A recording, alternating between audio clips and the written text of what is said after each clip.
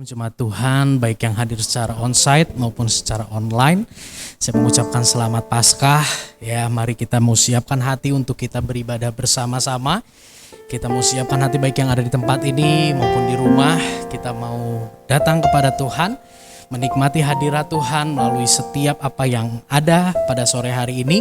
Biarlah lewat itu semua nama Tuhan dipermuliakan. Baik, mari yang di rumah maupun di tempat ini kita masuk di dalam doa untuk memulai ibadah sore hari ini. Tuhan, kami bersyukur Tuhan buat kebaikan-Mu, buat kasih setia-Mu. Pada sore hari ini Tuhan menjadi sore yang istimewa karena kami boleh memperingati kembali hari kebangkitan Tuhan Yesus, Juru Selamat kami, Mesias yang ditetapkan oleh Allah. Hamba berdoa baik setiap umat-Mu yang ada di tempat ini maupun yang ada di rumah boleh mengalami lawatan Tuhan, hadirat Tuhan melalui setiap rangkaian acara pada sore hari ini. Damai sejahtera-Mu menyertai kami, urapan Tuhan menjamah melawat setiap kami, menyerahkan setiap peralatan jaringan yang digunakan semuanya Tuhan. Kami serahkan semuanya bagi kemuliaan nama-Mu. Di dalam nama Tuhan Yesus kami berdoa. Amin. Doesn't matter where I run, you're there for me. It doesn't matter what I've done, your love's for me.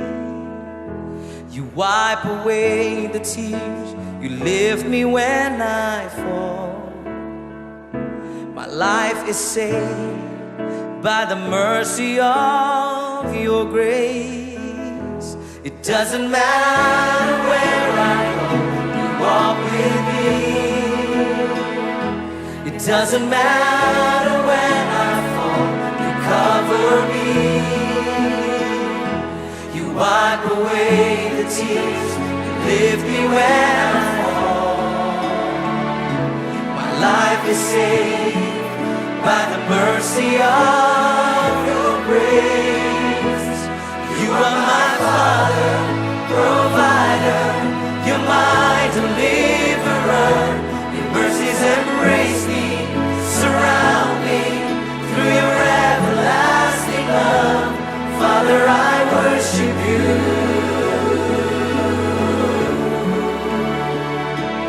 Father, I worship you.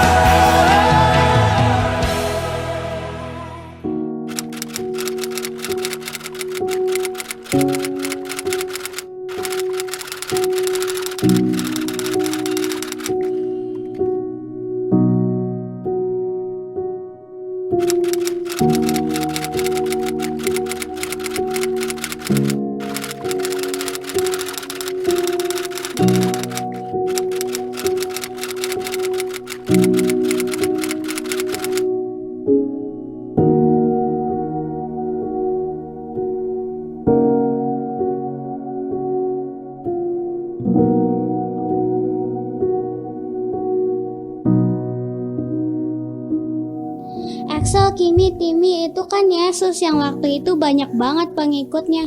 Tapi kok dia pikul salib dan badannya luka-luka ya? Oh ya, Ci, kasihan banget dia. Ayo kita bantuin. Ayo. Yesus, kok luka-luka dan pikul salib? Ya anakku, aku harus menderita di salib, supaya setiap orang yang percaya kepadaku tidak binasa, melainkan beroleh hidup yang kekal.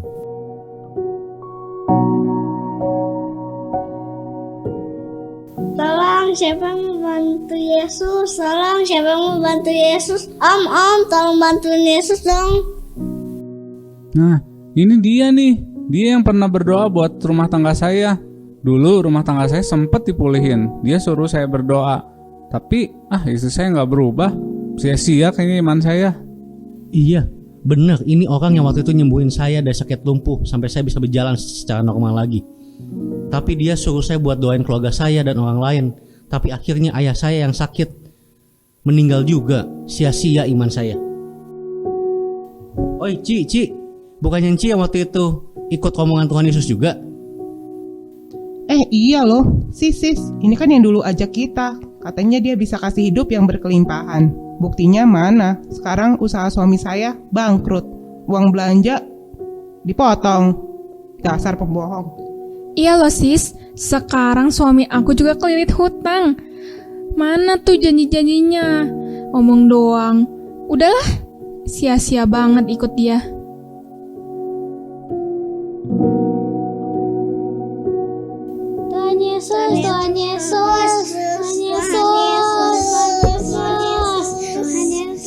Tuhan Yesus, aku mengasihimu. Tuhan Yesus, aku mengasihimu.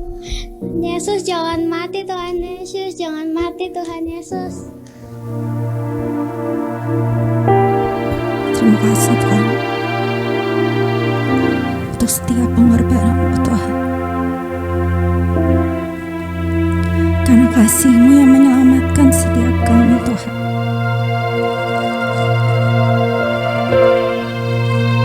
Iman kami gak sia-sia Tuhan. Iman kami gak sia-sia ketika kami benar-benar berharap kepada Tuhan. Dan karya penebusan-Mu yang luar biasa buat setiap kami Tuhan. Terima kasih Yesus. Terima kasih Yesus.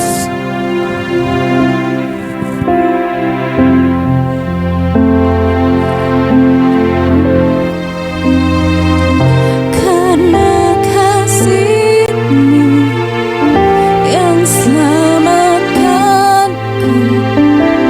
menyucikan dan menebus hidupku.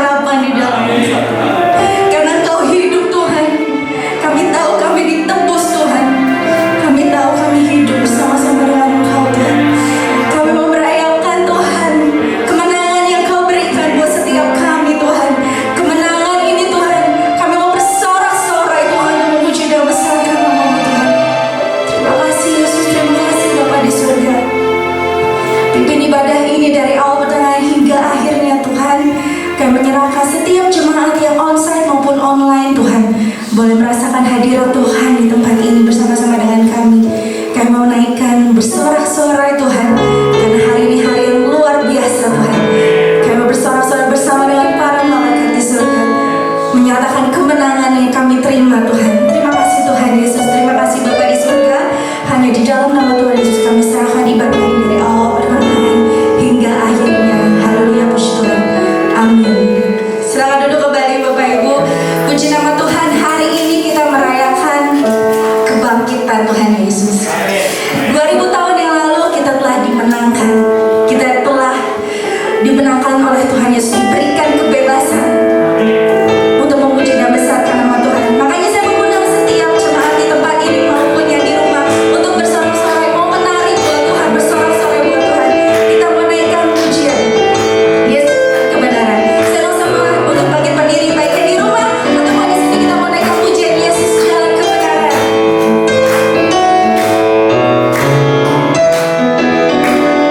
Yesus jalan kebenaran.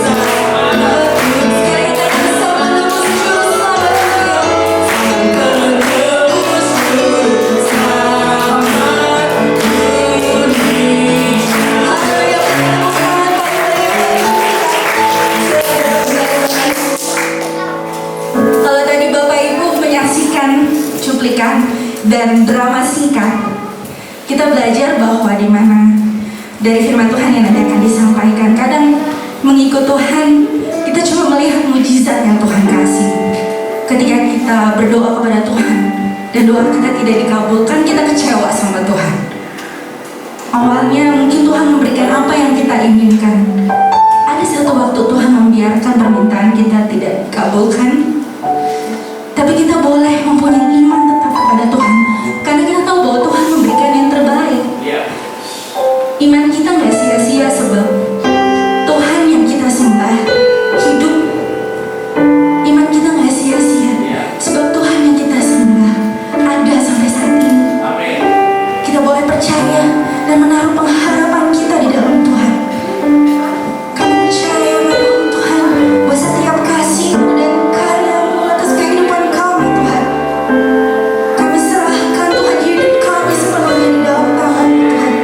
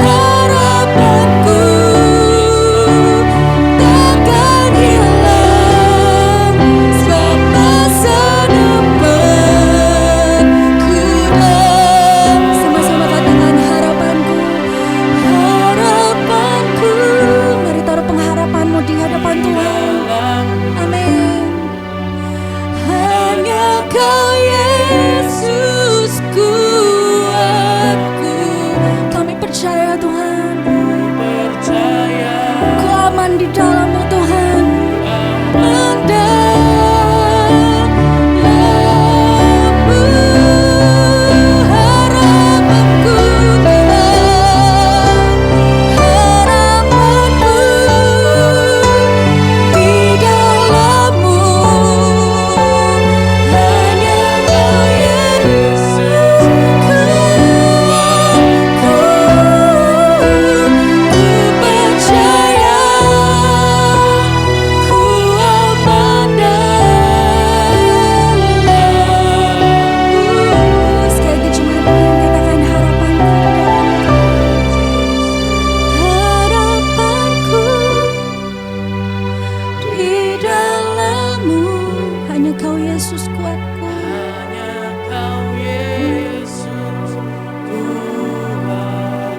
Kami percaya Tuhan,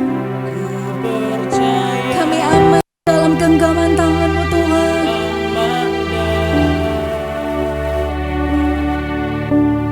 Harapanku di dalam-Mu Tuhan, harapanku di dalam-Mu, hanya Kau Yesus kuatku. Ku percaya, ku aman dalam-Mu. Ku percaya Tuhan, ku percaya, ku aman dalam-Mu.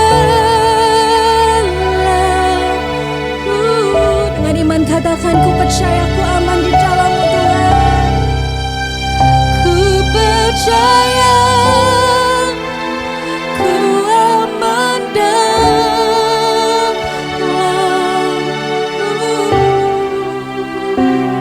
Terima kasih. Terima kasih Tuhan. Kami percaya kami aman di dalam Engkau Tuhan, di dalam genggaman tangan-Mu Tuhan. Kau menulis nama kami di telapak tangan-Mu Tuhan. Kau merangkai masa depan kami begitu indah Bapa. Harapan kami gak akan sia-sia di dalam Engkau. Saat ini Tuhan kami membuka hati kami dan biarkan Roh Kudus bekerja buat setiap kami untuk mendengar firman Tuhan yang akan ditaburkan lewat hamba-Mu pada sore hari ini. Biar firman itu tertanam, berakar Tuhan, berbuah di dalam kami Tuhan. Memberikan kekuatan yang baru setiap kami Tuhan. Kami percaya hari ini Tuhan, kami boleh beroleh berkat yang luar biasa. Kami diperbaharui Tuhan, iman kami dibangkitkan Tuhan. Hanya di dalam nama Tuhan Yesus kami siap untuk menerima firman-Mu dengan ucapan syukur. Haleluya, puji Tuhan, amin. Silakan duduk kembali. Ya, shalom jemaat yang dikasihi Tuhan. Kita bersyukur pada kesempatan hari ini, satu kesempatan yang indah untuk kita sama-sama merayakan kebangkitan Tuhan kita Yesus Kristus. Amin. Tentunya setiap kita yang hadir di tempat ini, kita mengucap syukur untuk kebangkitan Yesus. Ya, saudara, satu kondisi yang hari-hari ini seringkali terjadi adalah seperti yang tadi tayangan video dan drama singkat di depan. Banyak orang mengiring Yesus, pada awalnya mereka mengiring dengan begitu antusias. Ada orang yang sakit lumpuh, ya dia katakan tadi, gak mungkin ada yang bisa sembuhkan. Dengan jamahan Tuhan Yesus mengalami kesembuhan. Ada rumah tangga yang dalam kondisi begitu porak-poranda. Suami istri bertengkar, tidak ada damai sejahtera di sana. Begitu Yesus hadir dalam hidup mereka, rumah tangga dipulihkan. Ada orang-orang yang merasa dapat memenuhi jiwanya yang kosong dengan harta mereka. Namun pada akhirnya mereka ikut Tuhan dan akhirnya mereka meninggalkan Tuhan. Kita lihat tadi sama-sama. Bagaimana ketika Yesus memikul salib dalam adegan tadi, saudara. Ya, orang-orang yang tadinya yang sebelumnya ditolong, yang mengalami mujizat Tuhan, mereka akhirnya berkata bahwa iman mereka sia-sia. Kenapa? Karena mungkin di awal perjalanan mereka bersama dengan Yesus, mereka mengalami dengan begitu luar biasa mujizat. Namun ketahuilah saudara, pengiringan kita berjalan bersama Yesus bukan hanya bicara tentang mujizat. Namun lebih daripada itu, berbicara tentang pembentukan. Nah, seringkali saudara, di dalam pembentukan ini kita merasa bahwa iman kita sia-sia. Namanya dibentuk berarti tidak semua yang kita doakan, tidak semua yang kita minta dikabulkan. Maka tadi di dalam adegan tadi, dulu rumah tangga saya dipulihkan, tapi di dalam perjalanan sekarang istri saya balik lagi kayak dulu. Sia-sia ikut dia. Ya, ada 2 orang wanita yang tadinya ikut Yesus, saudara. Tadi di drama dikatakan bahwa sekarang kondisi keuangan makin sulit. Dia pembohong, sia-sia. Tanpa kita sadari hari-hari ini mungkin kita tidak menyalibkan Yesus di atas kayu salib. Namun mungkin hari ini kita merasa pengiringan kita, perjalanan rohani kita sia-sia karena kondisi tidak seperti yang kita inginkan.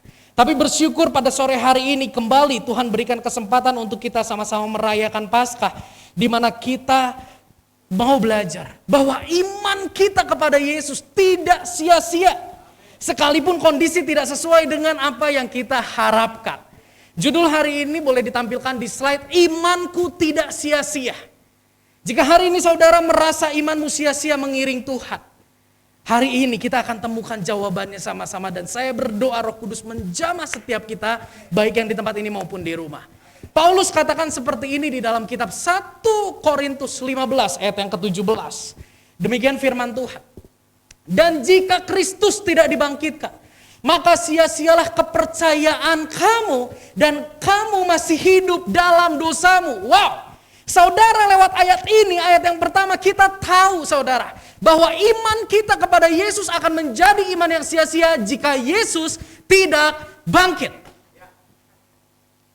Jika hari ini kondisi tidak seperti yang kita harapkan dan kita inginkan, namun kita merayakan Yesus telah bangkit, saya mau katakan, imanmu, imanku tidak sia-sia. Iman kita tidak sia-sia bukan karena kita memperoleh apa yang kita inginkan, tapi karena Yesus telah bangkit. Kalau ayat ini saya boleh bahasakan dengan bahasa versi saya, ya, Alkitab ada beberapa versi, saya coba bahasakan dengan versi saya seperti yang ini. Kalau di ayat yang ke-17 di dalam Alkitab dikatakan, dan jika Kristus tidak dibangkitkan, berarti karena Kristus dibangkitkan, maka tidak sia-sialah iman kita. Tidak sia-sialah kepercayaan kita, dan kita hidup dalam pertobatan. Saya mau katakan sekali lagi, biar setiap yang lemah imannya hari ini, baik yang di tempat ini maupun di rumah, saya berdoa, lewat firman Tuhan hari ini, kita sama-sama kembali diteguhkan. Yang menjadi permasalahan gini, banyak orang yang hari ini meragukan kebangkitan Tuhan Yesus. Benar gak sih Yesus itu bangkit? Benar gak sih Yesus itu menang atas maut? Karena banyak di luaran sana berita-berita bahwa bukan Yesus yang mati Yudas. Berita-berita bahwa Yesus gak bangkit, tapi Yesus dicuri. Kita akan lihat gambar ini. Next. Ada 4 gambar saya tampilkan di sini. Gambar yang pertama, ini gambar bagaimana ada sebuah batu yang tergeser. Dan kita sama-sama tahu, saudara, bahwa gambar itu menceritakan kubur yang kosong. Saudara, lewat 4 gambar ini kita akan lihat dan sama-sama diyakinkan bahwa Yesus itu benar-benar bangkit. Batu menjadi penutup kubur Yesus itu beratnya 200 kg atau 2 ton. Dan saat itu batu atau kubur itu dijaga oleh para tentara Roma. Menjadi perenungannya bagaimana murid-murid orang-orang sederhana yang jumlahnya mungkin tidak ribuan orang saat itu dapat menggeser batu itu tanpa diketahui oleh tentara-tentara Roma. Tidak mungkin.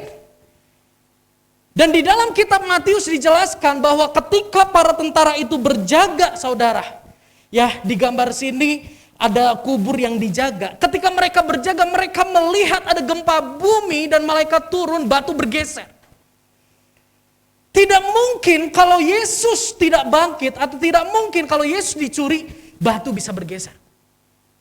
Ini membuktikan bahwa Yesus kita yang kita sembah benar-benar bangkit. Kubur Yesus dijaga oleh prajurit Roma yang saat itu merupakan prajurit yang terhebat di masa itu.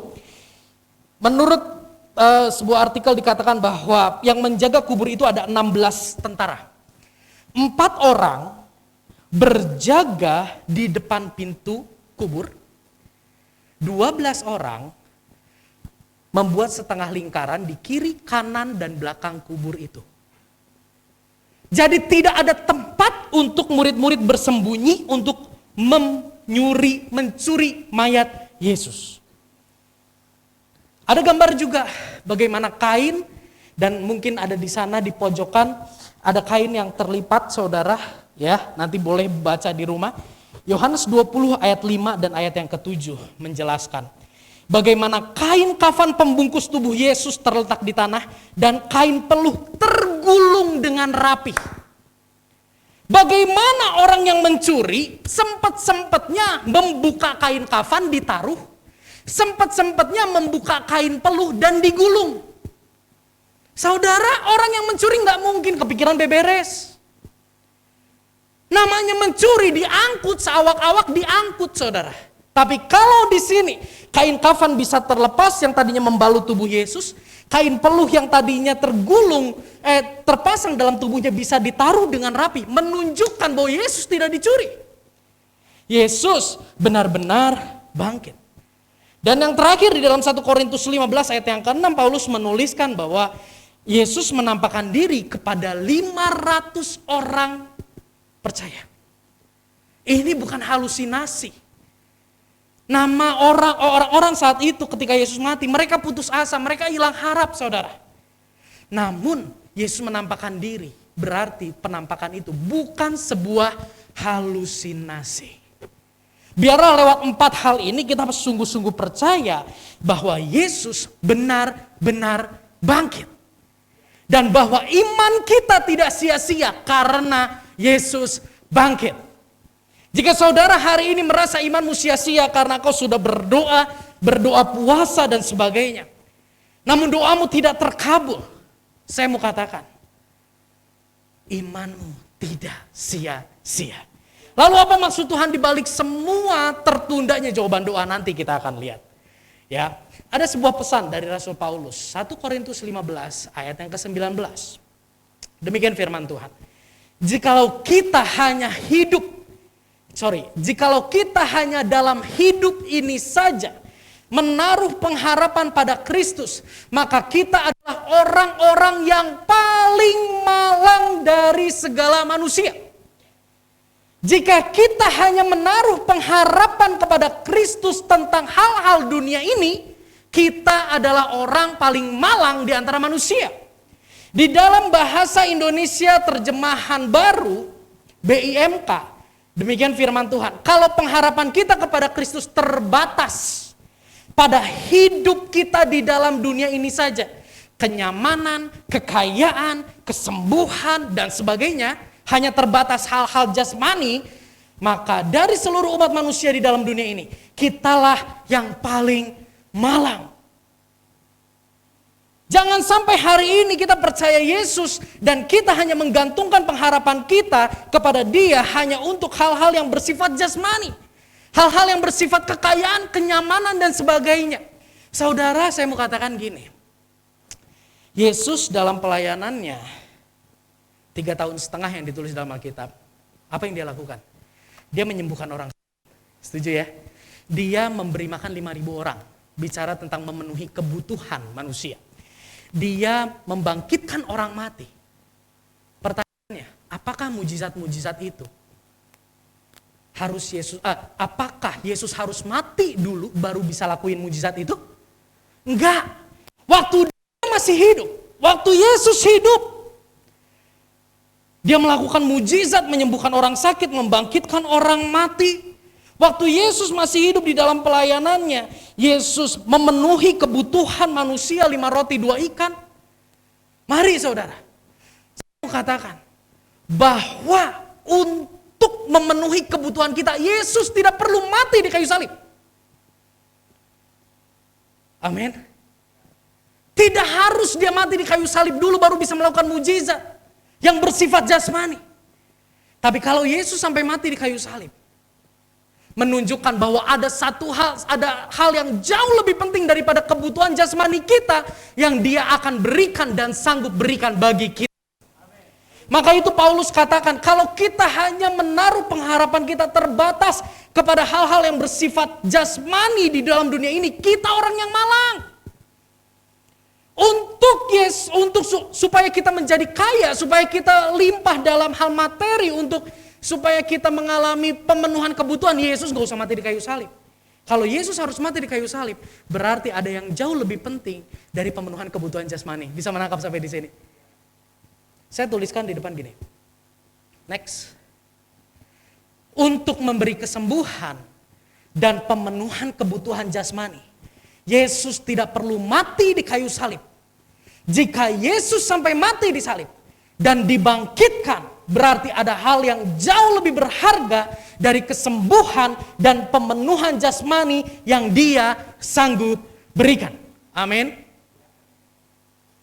Jangan sampai hari ini kita disebut atau masuk dalam golongan orang yang malang. Yang menaruh pengharapannya hanya kepada hal-hal yang bersifat jasmani. Pergi ke Gunung Kawi, saudara bisa jadi kaya. Pergi ke dokter, saudara bisa jadi sembuh. Apa yang Yesus sanggup berikan lewat kebangkitannya. Next, yang pertama kita belajar penguraian di awal. Iman kita kepada Yesus tidak sia-sia karena Yesus bangkit. Amin. Yang kedua, next. Di slide saya tuliskan kembali, saya munculkan ayat ini. Saya kembali bacakan. Jika Kristus tidak dibangkitkan, maka sia-sialah kepercayaan kita. Itu udah selesai kita bahas. Yang kedua, dan kamu masih hidup dalam dosamu. Terjemahan Yusa, kamu hidup dalam pertobatan. Iman kita kepada Yesus yang kedua yang kita akan pelajari. Next, di sini saya tuliskan gini. Kuasa kebangkitan Yesus nyata dalam atau melalui pertobatan kita. Iman kita kepada Yesus merupakan iman yang bukan merupakan iman yang sia-sia karena Dia bangkit. Yang kedua, hari ini kita mau belajar. Kuasa kebangkitan Yesus itu seharusnya dialami oleh semua orang yang percaya kepada Yesus. Dalam bentuk apa? Bukan dalam bentuk kesembuhan. Bukan dalam bentuk kemewahan, kenyamanan, fasilitas, ketenaran. Bukan. Kuasa kebangkitan Yesus berdampak dalam hidup kita atau kita alami. Nyata melalui pertobatan hidup saya dan saudara. Amin. Setiap orang yang sungguh-sungguh beriman kepada Yesus mungkin tidak menjadi kaya dan tidak menjadi tenar seperti orang lain. Namun hidupnya menghasilkan pertobatan. Saya akan jelaskan pertobatan ini lewat surat kitab Roma. Ya, di dalam Roma 6 ayat yang kelima, firman Tuhan katakan gini. Sebab jika kita telah menjadi satu dengan apa yang sama dengan kematian Yesus, ya, kita juga akan menjadi satu dengan apa yang menjadi kebangkitannya. Jika saudara hari ini percaya kepada Yesus sebagai Tuhan yang juru selamat yang telah mati di salib, saya mau katakan, sesungguhnya Anda menjadi satu dengan kematiannya dan menjadi satu dengan kebangkitannya. Di ayat yang ke-10 firman Tuhan katakan apa? Sebab kematiannya adalah kematian terhadap dosa satu kali untuk selama-lamanya, dan kehidupannya, perhatikan, adalah kehidupan bagi Allah. Pribadi yang bersatu dengan kematian Yesus dan bersatu dengan kebangkitannya, artinya memiliki hidup yang baru, kehidupan bagi Allah. Di ayat yang ke-11, demikianlah hendaknya kamu memandangnya, bahwa kamu telah mati bagi dosa, tetapi kamu hidup bagi Allah dalam Kristus Yesus. Inilah hidup yang baru. Inilah pertobatan, inilah kuasa kebangkitan, bukan bicara tentang kenyamanan, namun perubahan hidup kita. Tadinya kita hidup bagi diri kita sendiri. Tadinya kita memenuhi doa kita dengan tuntutan kepada Tuhan untuk memenuhi keinginan kita. Namun setelah mengalami kuasa kebangkitan, kita berubah. Kita menjadi pribadi-pribadi yang rindu dan dengan kekuatan Roh Kudus, hidup menyenangkan Yesus. Hidup bagi kemuliaan Allah. 6 ayat 12, sebab itu hendaklah dosa jangan berkuasa lagi dalam tubuhmu yang fana, supaya kamu jangan lagi menuruti keinginannya. 13. Dan janganlah kamu menyerahkan anggota-anggota tubuhmu kepada dosa untuk dipakai sebagai senjata kelaliman. Perhatikan di sini. Tetapi serahkanlah dirimu kepada Allah sebagai orang-orang yang dahulu mati, tetapi yang sekarang hidup, dan serahkanlah anggota-anggota tubuhmu kepada Allah menjadi senjata-senjata kebenaran. Artinya ketika kita mengalami kuasa kebangkitan Yesus, tadinya kita memakai hidup kita, menyerahkan hidup kita kepada dosa. Tapi saat ini ketika kita udah mengalami kebangkitan Yesus, saudara, seharusnya yang terjadi dalam hidup kita adalah kita menjadi senjata-senjata kebenaran. Kita hidup bagi Allah, bukan bagi diri kita sendiri. Kita hidup sesuai dengan standar firman Tuhan, bukan sesuai dengan standar kita. Kita hidup berdasar apa yang Tuhan kehendaki, bukan yang kita kehendaki. Ada satu perubahan yang sangat ekstrim ketika kuasa kebangkitan Yesus terjadi dalam kehidupan kita. Dalam Roma pasal yang ke-7 ayat 24, Paulus katakan apa? Aku ini adalah manusia yang celaka. Aku adalah manusia yang celaka. Kenapa ya Paulus katakan aku manusia celaka? Karena Paulus merasa dan mengerti bahwa tubuh ini terus menarik dia kepada yang namanya dosa. Paulus mengatakan aku manusia celaka bukan karena dia di penjara. Paulus mengatakan aku manusia celaka bukan karena dia tidak memperoleh apa yang dia inginkan dan harapkan. Paulus mengatakan aku manusia celaka karena dia sadar aku seharusnya hidup bagi Tuhan, namun tubuh ini terus menarik aku untuk hidup di dalam dosa, hidup di dalam masa lalu. Adakah hari ini kita mengalami hal yang demikian? Adakah hari ini kita mengalami bagaimana hidup di dalam dosa? Itu merupakan suatu bentuk kecelakaan bagi kita. Atau merupakan bentuk kenyamanan. Pribadi yang mengalami kuasa kebangkitan adalah pribadi yang memandang dosa, hawa nafsu sebagai kecelakaan, bukan kenyamanan. Mari saudara, jika kita katakan aku pengikut Yesus, aku percaya Yesus, seharusnya kita mengalami kuasa kebangkitan yang nyata melalui pertobatan. Amin. Wah, sulit untuk hidup dalam pertobatan. Sulit untuk hidup bagi Allah di dalam tubuh jasmani yang menarik untuk terus hidup dalam hawa nafsu. Jika hari ini saudara mengalami keputusasaan, saudara sadar bahwa saudara tidak bisa lepas dari keterikatan dosa. Ini jawabannya. Next. Pertobatan adalah pekerjaan siapa? Roh Kudus. Jika saudara hari ini berusaha untuk bertobat tanpa mengandalkan kuasa Roh Kudus, pertobatan kita merupakan hal yang mustahil. Saudara, salah satu hal yang saya alami bagaimana Roh Kudus bekerja. Dulu perkataan saya sangat kasar. Ada orang-orang di gereja yang akhirnya terluka. Akhirnya hatinya kecewa karena saya berkata-kata yang tidak pantas. Mungkin orang bisa lihat, oh Yusak anak pendeta, pelayanan. Tapi tidak banyak yang tahu kehidupan saya di luar gereja saat itu. Di sini ada satu yang mengenal saya cukup lama, Pak David. Ya, beliau dari SMP, guru les saya, beliau tahu apa yang keluar dari mulut saya. Ketika di dalam perjalanan saya sadar harus bertobat. Saya katakan, Tuhan, mulutku tidak bisa berhenti ngomong kasar. Ini anjing, ini begitu loncer keluar dari mulutku sampai aku nggak sadar bahwa aku mengatakannya dan banyak orang yang terluka. Aku tidak mampu dan aku serahkan Tuhan kelemahanku. Aku serahkan Roh Kudus, tolong aku. Puji Tuhan, kuasa kebangkitan terjadi dalam hidup saya. Dan saya percaya ketika kita menyerahkan hidup pada Roh Kudus, saudara, Roh Kudus akan bekerja karena pertobatan adalah pekerjaan Roh Kudus. Dimulai dari dia memperbaharui hati dan pikiran kita. Yang tadinya kita memandang dosa sebagai hal yang menyenangkan, diperbaharui kita memandang dosa sebagai hal yang sangat berbahaya, bukan hal yang main-main. Ditindaklanjuti dengan bagaimana Roh Kudus membimbing dan menguatkan dan meneguhkan kita untuk menghidupi kebenaran berlawanan dengan standar dunia. Itu yang Roh Kudus lakukan. Roh Kudus menghiburkan ketika kita menghidupi kebenaran dan kita menjadi susah hati. Roh Kudus mengingatkan kita ketika kita dalam pergumulan. Pertobatan merupakan pekerjaan Roh Kudus. Kuncinya gimana? Serahkan, saudara.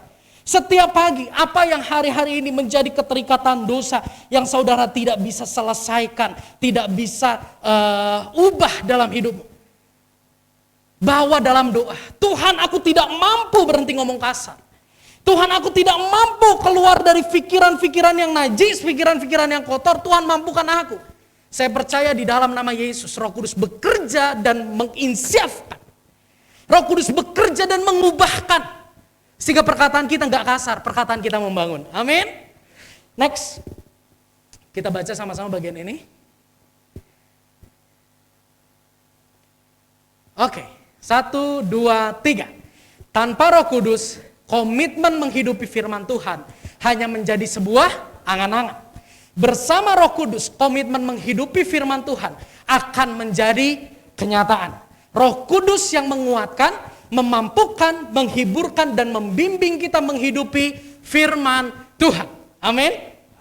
Jika hari ini Anda putus asa, ada penolong yang penuh kuasa. Yang membangkitkan engkau dari kehidupan yang lama kepada kehidupan yang baru. Serahkan hidup kita dipenuhi dengan Roh Kudus. Next.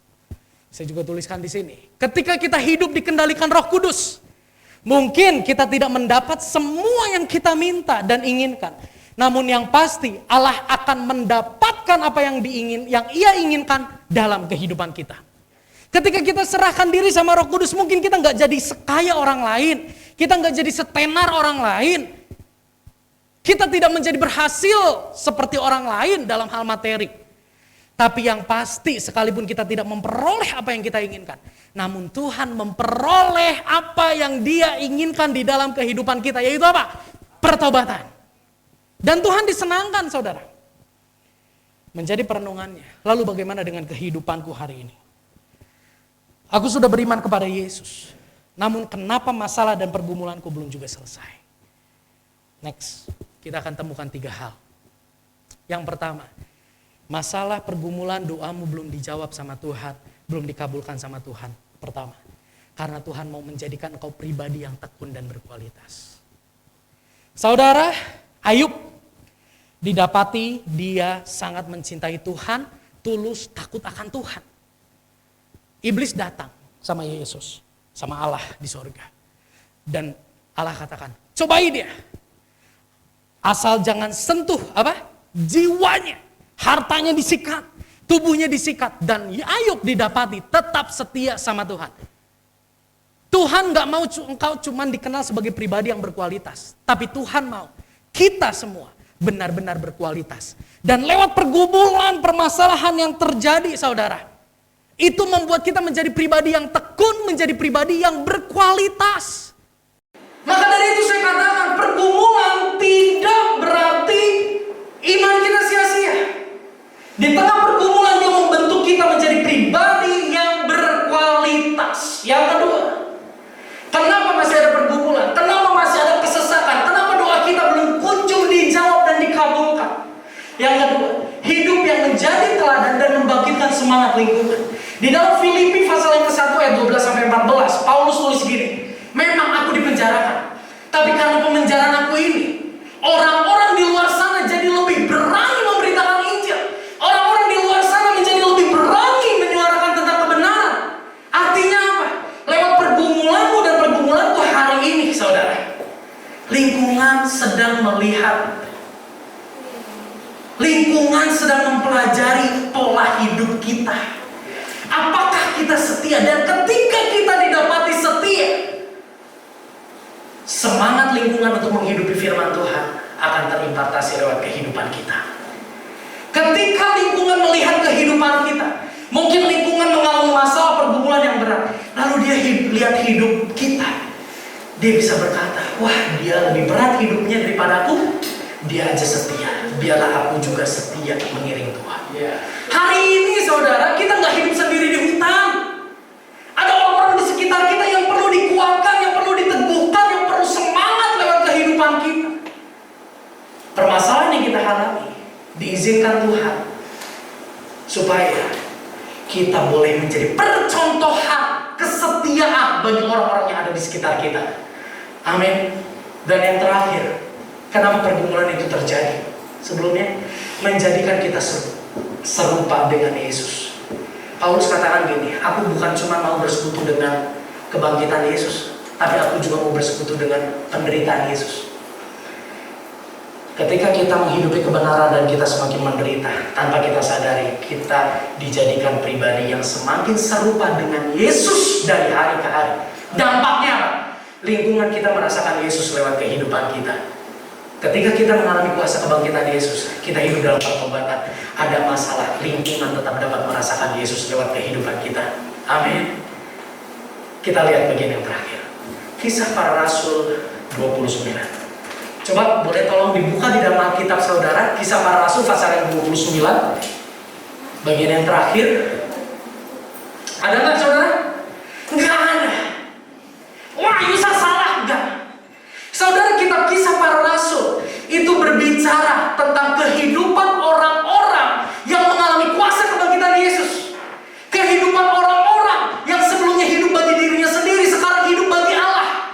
Kehidupan orang-orang yang dikuasai, yang dikendalikan Roh Kudus. Itu Kisah Para Rasul 1-28. Kisah Para Rasul 29, biarlah Kisah Para Rasul 29 ini bukan mencatatkan kehidupan rasul-rasul, tapi mencatatkan kehidupan kita. Next.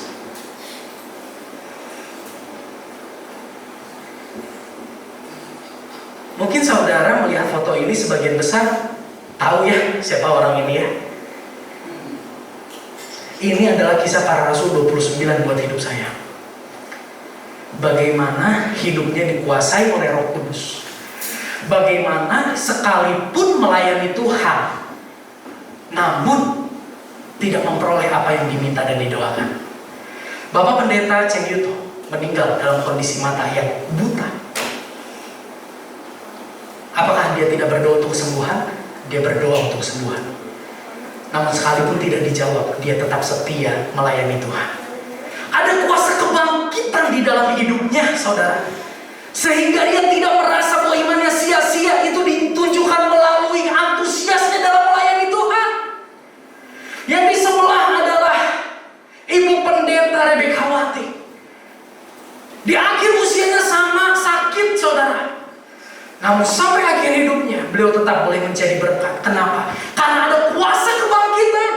Sekalipun tidak memperoleh apa yang diharapkan dan didoakan, namun tetap mencintai Tuhan, namun tetap setia mengiring Tuhan dan melayani Tuhan. Kalau orang memandang bahwa imannya sia-sia, akan mundur dari Tuhan ketika tidak memperoleh apa yang diinginkan. Tapi Ibu Rebekawati, Bapak Cheng Yuto, sekalipun tidak memperoleh apa yang diinginkan, di mereka tetap setia melayani Tuhan. Dua foto ini sudah tidak ada, tapi hari ini dua orang ini, dua pribadi ini menjadi penyemangat buat saya secara pribadi untuk setia melayani Tuhan. Dan saya rindu hari ini hidup saya menjadi Kisah Para Rasul 29 buat istri saya, buat anak saya, di mana istri anak saya melihat kuasa kebangkitan terjadi dalam hidup saya. Roh Kudus mengendalikan hidup saya. Dan biarlah setiap kita hari ini punya kerinduan yang sama. Kita rindu untuk menjadi Kisah Para Rasul yang ke-29 bagi saudara, lingkungan di sekitar kita. Saya bisa melihat Yesus lewat kehidupan Cheng Yuto. Saya bisa melihat Yesus lewat kehidupan Ibu Rebekawati. Biarlah anak kita, pasangan kita hari ini melihat Yesus di dalam kehidupan kita. Amin. Amin. Jadilah Kisah Para Rasul 29. Alami kuasa kebangkitan dan hidup dalam tuntunan Roh Kudus yang memampukan kita hidup dalam pertobatan. Next. Apakah saat ini Anda merasa imanmu sia-sia? Saya mau katakan, Yesus sudah bangkit, imanmu tidak sia-sia. Masalah pergumulan yang Anda alami hari ini, itu diizinkan Tuhan untuk lingkungan melihat kesetiaanmu dalam mengiring Tuhan sekalipun engkau dalam pergumulan. Pertanyaan yang kedua, hal apa yang hari ini masih membelenggu Anda sehingga Kristus tidak nampak melalui kehidupan kita? Apakah kita masih dibelenggu dengan dosa? Apakah kita masih dibelenggu dengan ketakutan? Apakah kita masih dibelenggu dengan kekhawatiran? Sehingga lewat hidup kita yang muncul hanya keluh kesah. Saya mau katakan, serahkan pada Yesus. Apa yang menjadi ketidakmampuanmu untuk hidup dalam pertobatan, serahkan pada Yesus. Apa yang menjadi ketidakmampuanmu untuk lepas dari trauma masa lalu, serahkan kepada Yesus. Kuasa kebangkitan sanggup membangkitkan kita menjadi pribadi-pribadi yang baru. Amin. Ada pujian lama yang sangat indah. Serahkan pada Yesus. Apa? Segala beban yang menindih hidupmu. Amin. Haleluya. Serahkanlah. Amin. Serahkanlah. Serahkan pada Yesus. Dia akan ganti segala duka menjadi suka. Kita mau belajar pujian ini dan menyanyikan lagu ini. Amin. Apakah kau payah mencari-cari? Apakah kau lelah berkeliling? Mungkin kita letih menjalani hidup ini. Kepada pribadi yang hidup, yang peduli buat kita, pada kaki Yesus serahkanlah. Kita mau katakan sama-sama, serahkanlah, serahkanlah. Kita tepuk tangan saudara. Haleluya. Amin. Serahkan pada Yesus segala beban yang menindih hidupmu. Haleluya. Serahkan pada Yesus. Amin. Serahkanlah. Amin. Serahkanlah. Serahkan pada Yesus. Dia akan ganti segala duka menjadi suka. Kita bangkit berdiri bersama saudara. Apakah kau payah mencari-cari? Mungkin saudara letih hari ini menjalani hidup. Apakah kau payah? Saudara mungkin udah gak punya kekuatan dalam menjalani hari-hari. Bawalah sekarang segala susah. Gak ada yang mustahil bagi Tuhan kita. Pada kaki Yesus serahkan. Dengan iman kita mengatakan saudara, serahkanlah. Haleluya. Serahkanlah. Amin.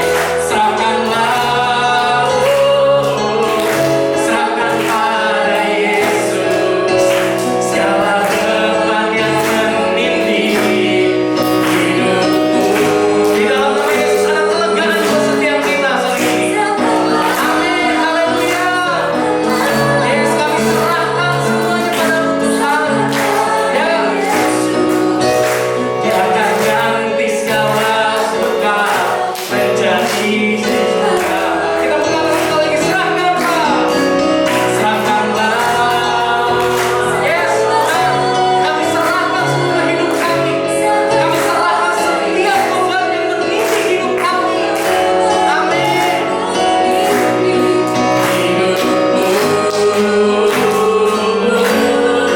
Serahkanlah. Serahkanlah.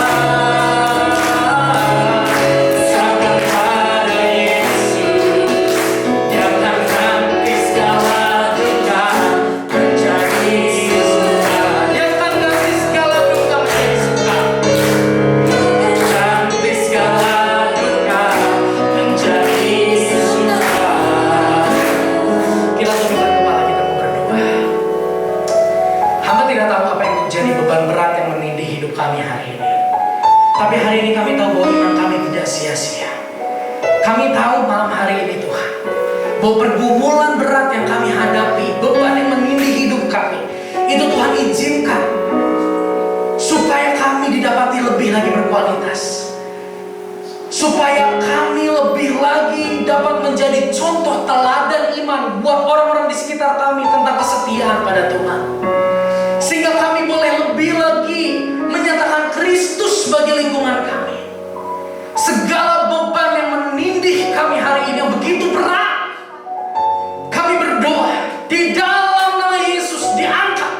Di dalam nama Yesus ada kekuatan baru. Di dalam nama Yesus, di dalam penyerahan kami ada sukacita yang menggantikan duka cita. Terima kasih Tuhan. Dan biarlah kuasa kebangkitan terjadi. Kami mau hidup di dalam pertobatan untuk menyenangkan dan mempermuliakan nama-Mu. Terima kasih buat malam hari ini, persekutuan yang indah dengan Tuhan. Sebelum kami berpisah Tuhan, kami mau berdoa buat bangsa dan negara kami. Lawan Indonesia, pulihkan Indonesia. Bawa Indonesia masuk dalam pemulihan, dalam rancangan Tuhan yang indah, yang penuh dengan kasih dan damai sejahtera. Kami berdoa buat para pemimpin kami diberkati, diberikan hati yang takut akan Tuhan.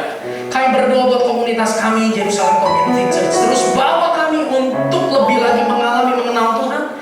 Bawa kami semakin antusias dalam bersaksi. Bawa kami semakin rela, tekun, dan dengan kekuatan Roh Kudus melakukan firman. Bawa kami untuk rela memuridkan, membagi hidup bagi orang-orang di sekitar kami. Kami berdoa buat setiap pergumulan yang mungkin kami hadapi, permasalahan ekonomi, kesehatan, permasalahan keluarga. Hamba berdoa, iman kami tidak pudar. Roh Kudus yang memampukan kami untuk terus berpengharapan bahwa pengharapan iman kami tidak sia-sia kepada Yesus. Sebelum kami berpisah Tuhan, kami rindu untuk menerima berkat daripada Allah Bapa. Saudara yang terkasih, mari kita tadahkan tangan terima berkat Tuhan.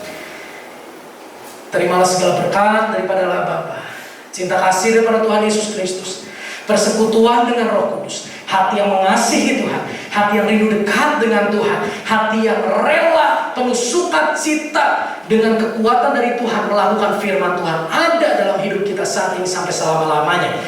Memberkati keluarga, hubungan suami istri, komunikasi orang tua anak, hubungan orang tua anak, kakak adik, dalam nama Yesus Tuhan pulihkan.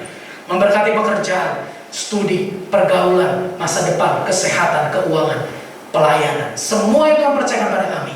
Ajar kami untuk mengelolanya dengan mengandalkan Tuhan, sehingga kami boleh memperoleh yang terbaik dari Tuhan. Kemuliaan bagi nama Bapa di surga. Di dalam nama Tuhan Yesus kami berdoa. Amin. Tak berubah selamanya cinta kasihku padamu. Ku mau hidup selamanya untuk senang. Katakan dengan iman kami. Tak berubah selamanya cinta kasihku padamu. Ku mau hidup selamanya untuk senangkan hatimu, Tuhan. Puji Tuhan, saya mengucapkan terima kasih buat semua yang sudah hadir, baik online maupun onsite, dan juga kepada kepengurusan GBT Bukit Muria yang telah mengizinkan untuk kami beribadah di tempat ini. Tuhan Yesus memberkati. Selanjutnya ada beberapa pengumuman yang akan disampaikan. Jemaat Tuhan dipersilakan duduk. Puji nama Tuhan, Bapak Ibu, berikut ada beberapa pengumuman sebelum kita meninggalkan tempat ini. Sunday service Jerusalem Community Church setiap hari Minggu diadakan pukul 4 sore melalui Zoom online meeting. Di meeting ID dan passwordnya sudah dikirimkan melalui WA, bisa langsung klik di linknya.